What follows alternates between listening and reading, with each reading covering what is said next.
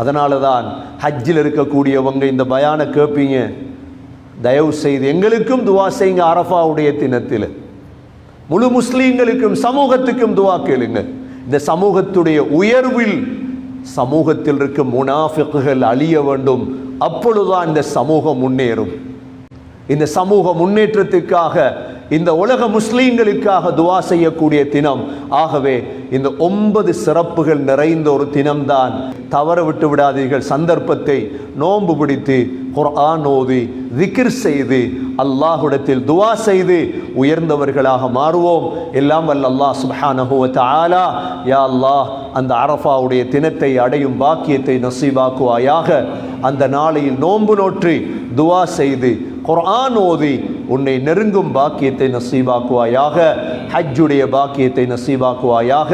உம்ராவுடைய பாக்கியத்தை நசீபாக்குவாயாக. அந்த நாள் நோன்பு பிடிக்கும் பாக்கியத்தை தருவாயாக. நல்லடியார்கள் கூட்டத்தில் யா அல்லாஹ் எங்களை சேர்த்தருள்வாயாக. எங்களுடைய கடைசி வார்த்தை லா இலாஹ இல்லல்லாஹ் முஹம்மதுர் ரசூலுல்லாஹ் என்ற கலிமாவோடு உயிர் பிரியும் பாக்கியத்தை நசீபாக்குவாயாக. வ ஆகிரு தஅவானா அனில் ஹம்துலில்லாஹி ரப்பில் ஆலமீன். அல்ஹம்துலில்லாஹ் வஸ்ஸலாத்து வஸ்ஸலாமு அலா ரசூலில்லாஹ். அஷ்ஹது